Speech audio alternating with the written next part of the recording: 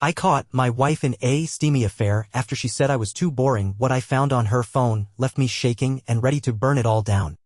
Hey Reddit. Throwaway account, obviously. I've been lurking here forever, never thought I'd be one of those guys posting about infidelity, but here we are. A bit of background. I, 34M, have been married to my wife, 32F, let's call her Rachel, for almost 7 years. We've been together for 10. We met in college. She was the sharp, funny, sarcastic girl who always spoke her mind. Honestly, that's what drew me in. She had this fire to her. What I thought was passion back then, I now realize might have just been, well, being kind of a bitch, honestly. Things weren't always bad. We used to laugh a lot. Travel. Do spontaneous road trips, midnight movie marathons, the whole we're best friends vibe. But if I'm being real, things started to shift about a year ago.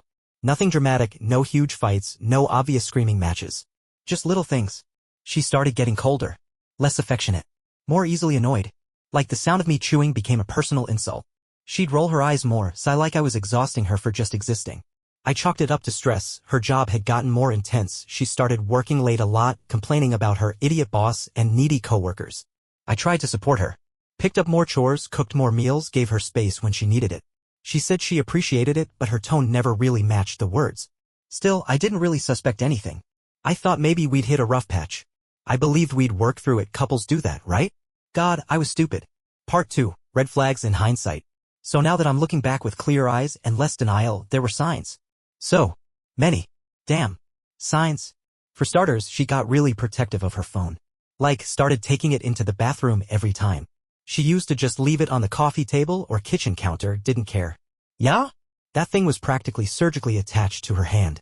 If it buzzed, she'd glance at it like a hawk and sometimes laugh quietly, then immediately go stone-faced when I asked what was funny. Oh, just a meme from Kayla, she'd say. I don't even think Kayla exists, by the way. At least not in the way she said. Then there were the girls' nights. Look, I've got no issue with her hanging out with her friends. But suddenly she was having them every week. Sometimes twice a week. Always last minute. Always dressed to the damn nines, hair done, perfume on point, heels I hadn't seen in years. And if I said anything like, "You look great, where are you guys going?" she'd snap back with, "Why?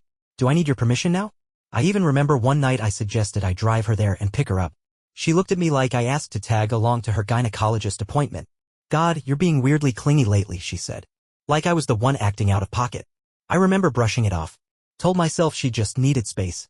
That I shouldn't be that guy. You know, the paranoid, insecure husband. But something in my gut was starting to whisper. And I ignored it like an idiot. What finally kicked me into high alert though was the damn receipts. Literal receipts. Part 3, the receipts. So one night, Rachel comes home from one of her girls' nights, tipsy but not sloppy. She kicks off her heels, heads straight for the shower without saying much. Her purse is on the counter and she forgot to zip it. I wasn't snooping. I swear. I was cleaning up and noticed a crumpled receipt poking out. I went to tuck it back in, that's literally all I meant to do, and then I saw it. Dinner for 2. Steakhouse. Not just any steakhouse, a fancy one we only went to on anniversaries. Like $200 for 2 people kind of place. Wine. Dessert. 2 entrees. No group of girlfriends is ordering 2 filet mignons and splitting a bottle of cab. My heart dropped into my stomach. I checked the date, it was the same night she said she was going to that rooftop bar with the girls. I stared at that slip of paper like it had physically punched me in the chest. So I waited. I waited until she was out of the shower, wrapped in a towel, acting like nothing was off. I played it cool. How was the bar? She paused for half a second, just enough to clock, then said, "Oh, it was fun.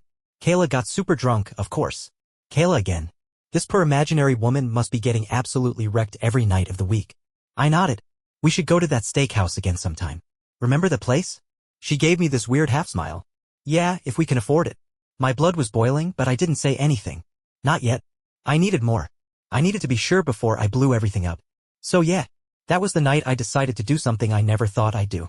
I went digging. Part 4, Pandora's phone. I didn't sleep that night. I just stared at the ceiling, feeling like there was a hive of bees buzzing in my chest. I didn't want to be that guy, the one who sneaks around. But I also wasn't about to sit around while my wife played me like a damn fool. So the next day, I waited until she was in the shower again. I knew her password. She changed it a few months ago, but I saw her punch it in once when she thought I wasn't paying attention. It was her birth year backwards. Real clever, Rachel. I opened her phone and my hands were literally shaking. I felt sick, but I needed the truth. Messages. That's where I started. She didn't use iMessage. Everything with him was on WhatsApp. His name was Aaron, smiling face with smiling eyes. Yeah. She really gave him the little smiley face, like she was 16 and writing in her diary. I opened the thread, and my world just shattered.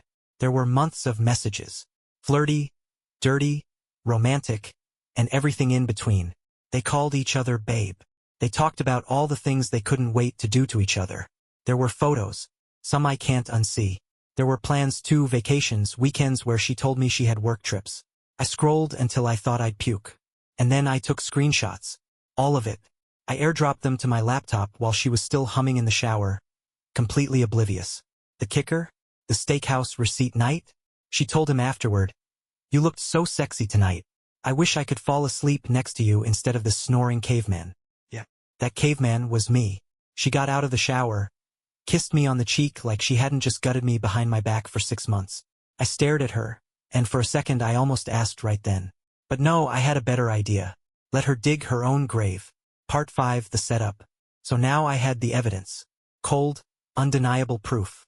And I was burning up inside. Every second I looked at her after that, I felt like I was living with a stranger. No, not a stranger. A liar. A manipulative, cheating liar who smiled in my face while sleeping with someone else. But I wasn't going to explode. Not yet. I wanted her to show me more. I wanted to hear the lies come out of her mouth while I held the truth in my back pocket. So I started paying attention, asking subtle questions. When's your next girls' night? Are you working late again this week? She'd answer without hesitation, no guilt, like she had the whole script memorized. Then I did something a little sneaky. I synced her phone to our shared iCloud account. Something we used to do years ago, but she had stopped using. She never bothered to check, so I quietly reconnected it. Suddenly, I was getting messages, locations, photos, all the stuff she thought she had hidden. That's when I saw she had plans to meet him again. Saturday night. At his place this time. She told me she was going to her friend Megan's bachelorette dinner. Megan got married last year, by the way. So I made a plan. I told her I had to go help my brother with a garage project that Saturday. He lives 2 hours away. Told her I'd be gone all night. She smiled and said, "Have fun, babe," kissed me, and went right back to texting Aaron with that little heart emoji. I wanted to scream. I wanted to punch a wall. But I just smiled back. Saturday rolled around. I packed a fake overnight bag, drove a few blocks away, and parked. Then I waited. 10 minutes after I left, she came out, all dressed up like she was going to seduce a movie star, got in her car, drove off. I followed. She went straight to his apartment. I took pictures. Her car parked outside. Her walking in. Her not coming out for 4 hours. When she got home later that night, I was already in bed pretending to be asleep. She slipped in next to me, smelling like cheap cologne and lies. That was the final nail. I was done playing nice. Part 6. The confrontation. I didn't sleep that night. Again. Just laid there with my heart pounding in my ears while she softly snored next to me. The same woman who had just spent the night in another man's bed and came home like nothing happened. The next morning I woke up early, made coffee, sat at the kitchen table with the laptop open, screenshots neatly organized in a folder labeled Rachel's Greatest Hits. I waited for her to come downstairs. She strolled in like it was any other Sunday. Messy bun, phone in hand, yawning. "Morning," she said casually. "Sit down," I said, calm, way calmer than I felt. She blinked. "What?" I said, "Sit. We need to talk." That's when she got that look, like a deer sensing a wolf in the brush. "Is everything okay?" "I know about Aaron," I said. Silence. Just this long, tense, air sucked out of the room silence. Then she laughs, like actually scoffs. "What are you talking about?" I didn't say anything, just turned the laptop around and hit the spacebar. There it was. The thread. The photos. Her little "miss you already," babe face blowing a kiss texts. The receipts. Everything. She froze. Eyes wide. Mouth open like she was gonna come up with something. But there was no coming back from that. Finally she said, "Why were you snooping through my phone?" That was her first response. Not "I'm sorry." Not "it's not what it looks like." Not even "let me explain." Just flipping it back on me like I was the problem here. "You cheated on me," I said. "For months. And your first reaction is to accuse me of snooping." She crossed her arms. "If you had to go digging, maybe that says more about you than it does about me." I swear I saw red. "Are you seriously trying to gaslight me right now?" She rolled her eyes. "Fine. Yeah. I slept with him. Happy? It was a mistake. A mistake that lasted 6 months?" She threw her hands up. God, you're so dramatic. And right then, that was the moment. The moment I realized I didn't even know who she was anymore. Or maybe I never really did. Part 7, The Fallout. After she admitted it cold as ice, by the way, it was like a dam broke. All the fake smiles, the late nights, the gaslighting, the side comments about me not being exciting anymore, it all came pouring out. I needed something real, something passionate, she said, like she was reciting a monologue from some bad Netflix drama. You've been, I don't know, just boring lately. Predictable. Boring? I said, jaw clenched. I cooked, cleaned, supported your career, picked up your slack when you were working late while you were off screwing Aaron and calling me boring? She had the audacity to shrug. Maybe if you tried a little harder to keep things interesting, I wouldn't have had to look elsewhere. I stood there stunned. Like I'd been slapped. Multiple times. She didn't cry. She didn't beg. There wasn't a single tear. No remorse. No fear of losing me. It was like she'd already written me off and this was just her final scene. So I said, okay. Then let's not pretend anymore. I'm done. And you know what she said? Oh, so now you want to act like a man. That one hit different. She knew exactly where to jab and she did it with precision. I walked out. Didn't slam the door. Didn't scream. Just walked out with my car keys, drove to my brother's place and crashed on his couch. I didn't even tell him everything that night. Just said Rachel cheated. He looked at me like I told him I'd been in a car wreck. Which, I guess emotionally, I kind of was. I turned my phone off. Couldn't handle the texts that started pouring in once she realized I wasn't coming back. Can we talk? I didn't mean what I said. Don't throw everything away over one mistake. One mistake. 6 months. A whole second relationship. Gaslighting. Lying. That's not a mistake. That's a campaign. Part 8, The Gaslight Tour. After a day at my brother's, I turned my phone back on. Bad idea. Missed calls. Texts. Voicemails. Then came the messages from her friends, or should I say, the flying monkeys. Apparently Rachel had started spinning her version of the story. He left me out of nowhere. He's always been cold and distant. He invaded my privacy and stalked me. Stalked. Me. Let me remind you, this woman lied to my face, cheated on me for months, and I'm the one who's suddenly unhinged? One of her friends even messaged me like, hey, I don't know what's going on between you two, but Rachel's really upset. Maybe you guys just need to talk. Talk? Oh, now we're pro-communication? She was out here rewriting history in real time, trying to make me look like the controlling, paranoid husband while she played the role of the misunderstood, neglected wife who just needed connection. Classic narcissist playbook. So I replied to her directly, finally. You told me I was boring. That sleeping with someone else felt real? You never once apologized. You're not sorry, you're sorry you got caught. She didn't deny it. Instead, she hit back with, you always twist everything to make yourself the victim. Maybe if you'd paid more attention, none of this would have happened. There it was. Blame shift. Gaslight. Deflect. No accountability. At that point, I felt more numb than angry. I'd gone from betrayal to fury to this cold, hollow space where I just wanted to be done. I didn't want revenge. I didn't want closure. I didn't want to hear another word out of her mouth unless it was, I signed the papers. I started researching divorce lawyers that night. Part 9, The Clean Break. I think what hit me the hardest wasn't just the cheating, it was the lack of remorse. No tears. No guilt. Just attitude and deflection, like she was doing me a favor by being honest after months of lies. So yeah, I was done. I got back home on Monday while she was at work. I wasn't planning on playing house for one more second. I packed a bag with the essentials, clothes, laptop, a few important documents, my childhood photo album, the stuff I knew she wouldn't even notice was missing. Then I printed out some of the screenshots, not for her, for me. A little reminder in case I ever got weak and started questioning if I was overreacting. I also left her a note. Short and sweet. You made your choice. I'm making mine. Don't contact me unless it's through a lawyer. I dropped the key to the house on the table, took one last look at the life I thought we were building together, and walked out. It was freeing. And brutal. At the same time, I stayed with my brother for a couple weeks while I got everything rolling. Found a lawyer. Started divorce proceedings. Froze the joint credit cards. Because guess who had racked up $3,400 on work dinners? Moved my direct deposit into a separate account. I wasn't going to let her drag me through the mud and financially bleed me dry. Not a chance. She texted me the day the papers were served. Wow, so this is really it. I didn't respond. Because yeah, this is it. She burned the bridge, salted the earth, and then acted surprised when I didn't come back to rebuild it with my bare hands. Part 10.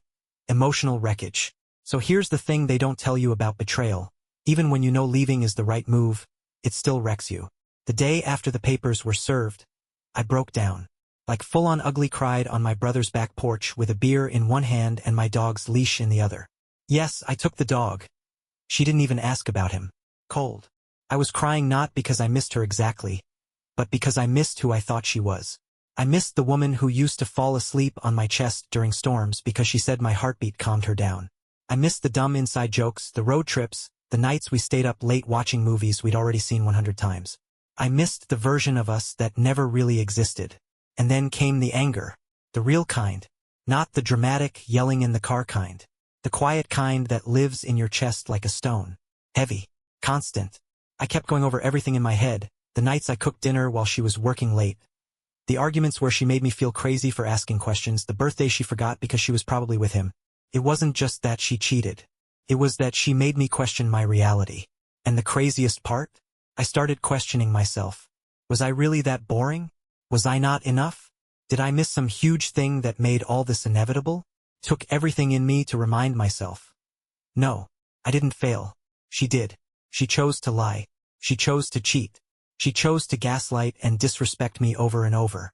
It wasn't me. But damn, it still hurt like hell. Part 11, Friends, Fallout, and Fake Support. So yeah, divorcing someone doesn't just split up a household. It splits your entire social ecosystem. And let me tell you, watching people pick sides, that's a whole new kind of heartbreak. Some friends reached out privately, like, "Hey man, I'm so sorry. I had no idea."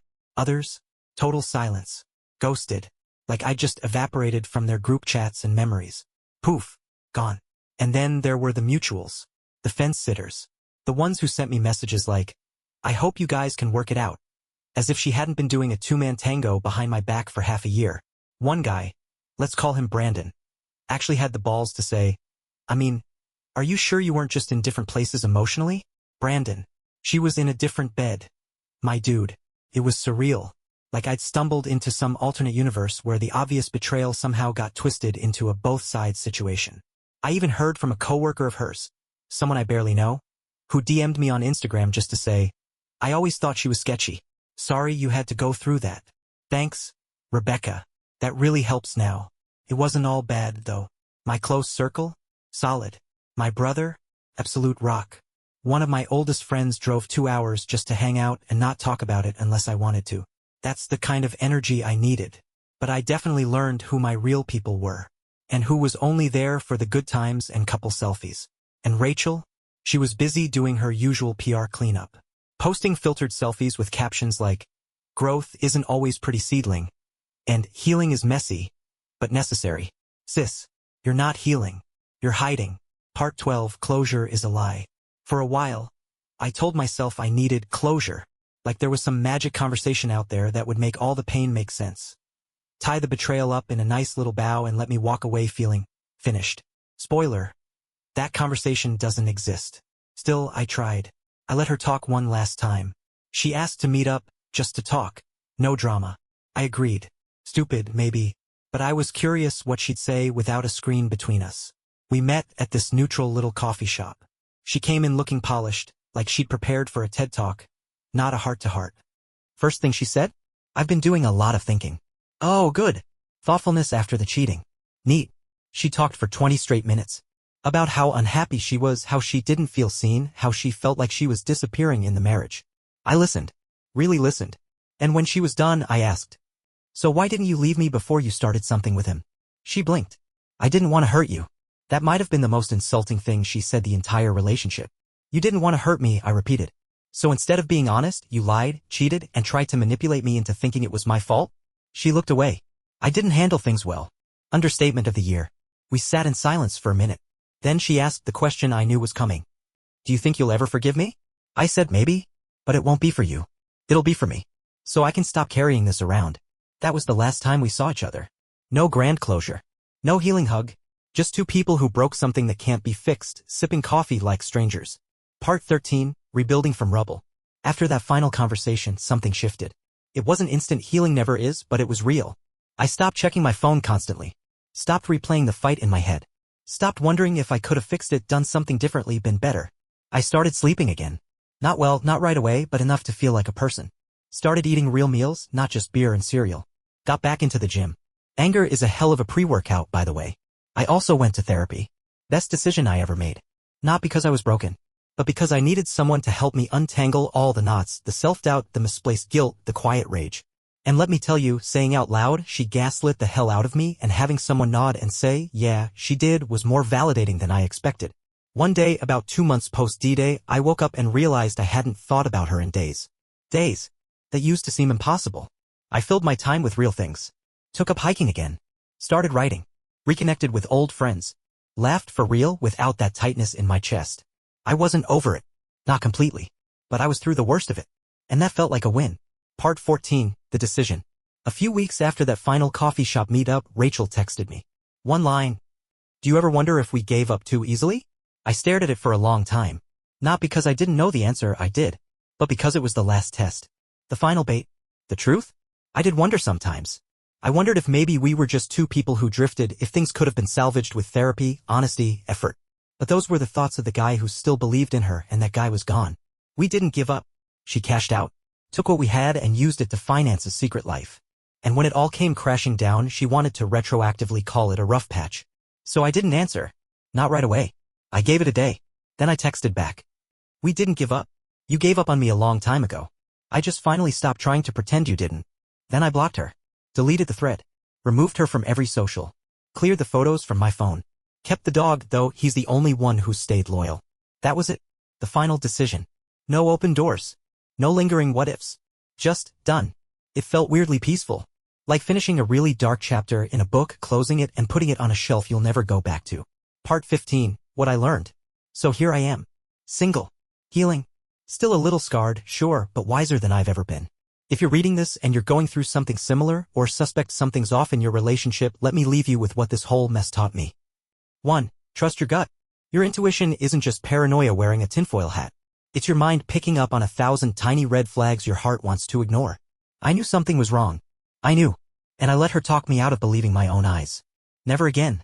2. Love isn't supposed to make you feel crazy. If someone constantly makes you feel like you're overreacting, too needy, or not enough, that's not love. That's manipulation. 3. Cheating isn't a mistake. It's a series of decisions. It's lies told in sequence. It's premeditated. Calling it a mistake is like calling a bank robbery a moment of weakness. 4. Closure is internal. Waiting for someone who hurt you to give you peace? That's like asking the person who burned down your house to help rebuild it. You give yourself closure by walking away, staying away, and choosing yourself every day after. 5. Healing isn't linear. There will be days you feel strong and days you spiral. That's normal. The trick is just keep going. One day you wake up and the weight isn't there anymore. 6. You're not weak for loving someone who hurt you. You're human. You loved with honesty. They didn't. That's their failure, not yours. So yeah, that's my story. A year ago I was planning our anniversary. Now I'm planning a solo trip to Iceland just because I can. I won't say I'm grateful for the betrayal, screw that. But I'm proud of how I survived it. If you're reading this and hurting, just know it gets better. Not all at once, but piece by piece it does. And someday you'll realize the version of you who stayed would have been a shadow of the one who left. Choose yourself. Every damn time.